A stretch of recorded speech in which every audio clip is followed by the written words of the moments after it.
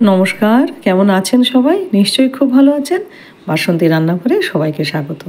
আজকে আপনাদের সামনে নিয়ে এসে হাজির করেছি সম্পূর্ণ নিরামিষ একটা কেকের রেসিপি। না লাগবে ডিম, না ময়দা, না চিনি, না ওভেন। একদম খুব সহজে কোনো রকম ঝামেলা ছাড়াই ঘরে থাকা কয়েকটা উপকরণ, যেগুলো সবসময় আমাদের ঘরেতে থাকে, তাই দিয়ে এইরকম দুর্দান্ত স্বাদের স্পঞ্জি জালিদার সুস্বাদু একটা কেকের রেসিপি আপনাদের সামনে নিয়ে এসেছি।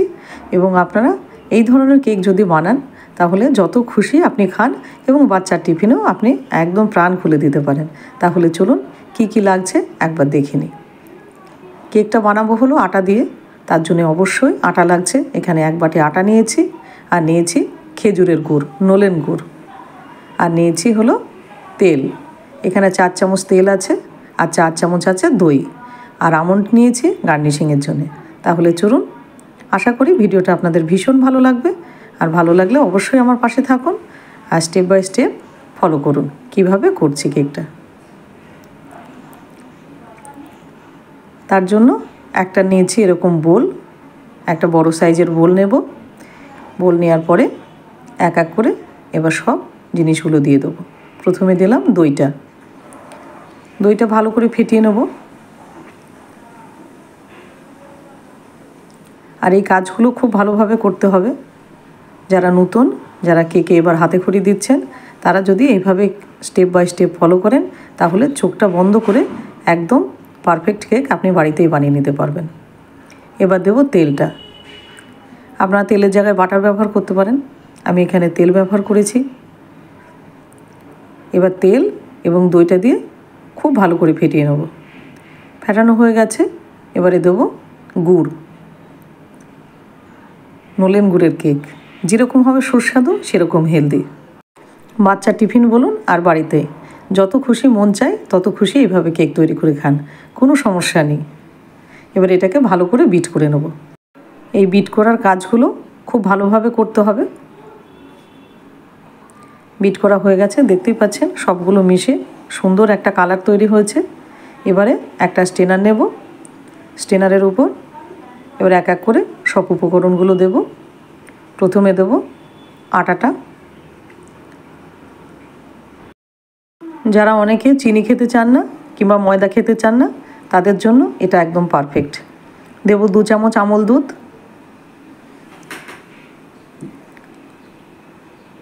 এবারে দেব অল্প একটুখানি লবণ, দেব 1/2 চামচ বেকিং পাউডার, 1/4 চামচ বেকিং সোডা। এবারে এগুলোকে দিয়ে ভালো করে চেলে নেব। আপনাদের ঘরে যদি এরকম স্টেনার না থাকে তাহলে আটা যে চালনি চালে সেই চালনি দিয়েও আপনি কাজটি করতে পারেন। চালা হয়ে গেছে, এবার একটা স্প্যাচুলার সাহায্যে এগুলো ভালো করে মিশিয়ে নেব। এই কাজগুলো খুব ভালোভাবে করতে হবে, আমি বারবার বলছি। মেশানো হয়ে গেছে এবং ব্যাটারটা কিন্তু আমাদের অনেকটাই থিক। এই ব্যাটারটাকে একদম সম্পূর্ণ একটা পারফেক্ট ব্যাটারে আমরা নিয়ে আসব। তার জন্য লাগবে দুধ। এখানে আমি গরুর দুধ নিয়েছি, আগে থেকে জাল করে দুধটা ঠান্ডা করে নিয়েছি। এবং একবারে বেশি দেব না, অল্প অল্প করে 1 চামচ করে দুধ দেব আর ভালো করে নাড়ব।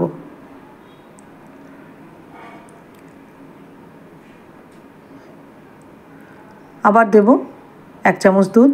হুটোপাটা কিচ্ছু নেই, আস্তে আস্তে এই কাজটা করতে হবে।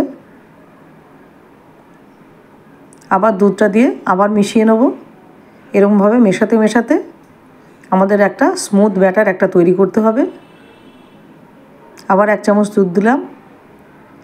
যতক্ষণ না আমাদের একটা পারফেক্ট ব্যাটার না তৈরি হচ্ছে ততক্ষণ কিন্তু দুধটা এইভাবে মেশাতে থাকবো।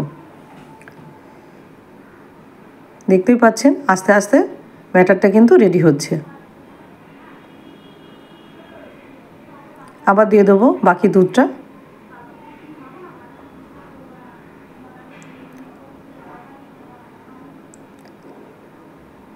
আবার ভালো করে মিশিয়ে নেব।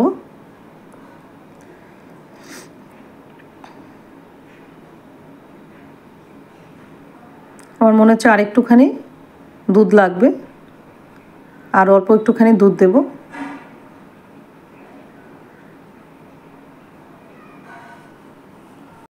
আর একটু দুধ লাগবে। দিয়ে দেবো, এখানে 1.5 চামচ মতো দিলাম। এবার দিয়ে এটাকে ভালো করে মিশিয়ে নেব।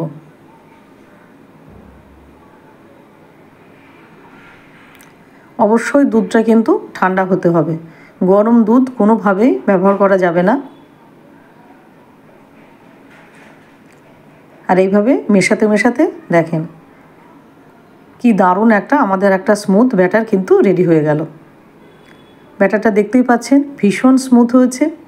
এবার কেক টিনটা রেডি করে নিয়েছি, আগে তেল ব্রাশ করে তারপরে একটু ময়দা ডাস্টিং করে নিয়েছি। এবার দিয়ে দেবো কেকের মিশ্রণটা।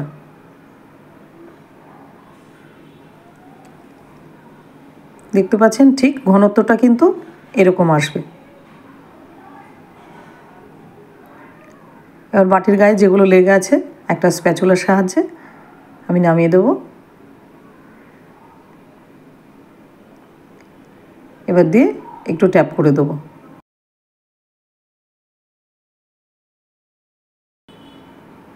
এবার উপর থেকে যে আমন্ডগুলো কেটে রেখেছিলাম সেইগুলো ছড়িয়ে দেবো। যদি আপনাদের ঘরে আমন্ড না থাকে তাহলে এটা স্কিপ করে দিতে পারেন, এটা জাস্ট টেস্টের জন্য। দেখতে ভালো লাগে এবং টেস্টটাও একটু ভালো হয়, যদি না থাকে কোনো সমস্যা নেই। আর এদিকে আমি ডেচকিটা গরম করতে বসিয়েছি, ভিতরে একটা স্ট্যান্ড দিয়ে। গরম হয়ে গেছে, এবার আস্তে করে এটা বসিয়ে দেবো, খুব সাবধানে। বসিয়ে দেওয়ার পরে যেটা করব, এটা মোটামুটি 35 থেকে 40 মিনিটের জন্য ঢাকা দিয়ে দেবো। ঠিক এইভাবে 40 মিনিট হয়ে গেছে এবং আপনাদের সামনে এখন কেকের পজিশনটা এখন দেখাবো কি অবস্থায় আছে। এবার এটা আস্তে করে তুলে নেব। ওয়াও, জাস্ট ওয়াও, কালারটা একবার দেখেন কি দুর্দান্ত কালারটা হয়েছে এবং কি সুন্দর ফুলেছে। এবং চোখ বন্ধ করে আপনিও যদি এইভাবে স্টেপ বাই স্টেপ যদি ফলো করেন, একদম পারফেক্ট কেক আপনি কিন্তু নিজেই বানাতে পারবেন। যারা হাতে খড়ি দিচ্ছেন এবার কেকে প্রথম, তাদের জন্য বলবো একদম চোখ বন্ধ করে এইভাবে কেক তৈরি করুন। দেখুন কালারটা দেখুন, আর কেকটা কি দারুণ ফুলেছে দেখুন। এবার এটা ঠান্ডা করে তারপরে ডিমোল্ড করব। তারপরে সাইড দিয়ে এভাবে আস্তে করে ঘুরিয়ে ঘুরিয়ে কেকটাকে তুলতে হবে। কোনো রকম তাড়াহুড়ো করা যাবে না, তাহলে কেকটা কিন্তু ভেঙে যেতে পারে।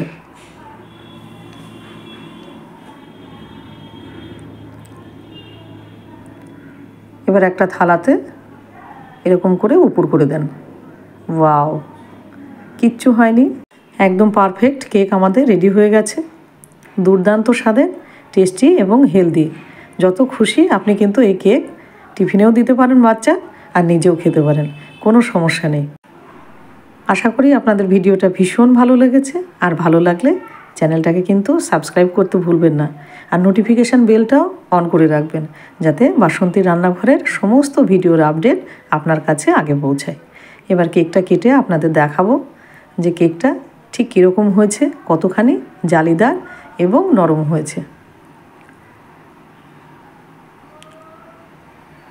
অবশ্যই বাড়িতে একবার এইভাবে ট্রাই করবেন। যারা নিরামিষ এবং স্বাস্থ্যের কথা মাথায় রেখে কেক খান, তাদের জন্য কিন্তু এটা একদম পারফেক্ট। দেখতেই পাচ্ছেন আমি জুম করে দেখাচ্ছি কত সুন্দর হয়েছে, জালিদার এবং ভীষণ নরম। আর কেক মুখে দিলেই একদম পুরো গলে যাচ্ছে, এত দুর্দান্ত খেতে হয়েছে। একবার দেখাচ্ছি একটা পিস তুলে, আস্তে করে তুলতে হচ্ছে, না হলে কিন্তু ভেঙে যাবে। দেখুন স্পঞ্জিনেসটা দেখুন, দুর্দান্ত স্বাদের এই কেক আমাদের কিন্তু রেডি হয়ে গেল। আশা করি ভিডিওটা আপনাদের ভীষণ ভালো লেগেছে, আর ভালো লাগলে অবশ্যই চ্যানেলটাকে সাবস্ক্রাইব করে আর পেজটা ফলো করে রাখবেন। তাহলে চলি, আর লাইক শেয়ার কমেন্ট করতে কিন্তু ভুলবেন না।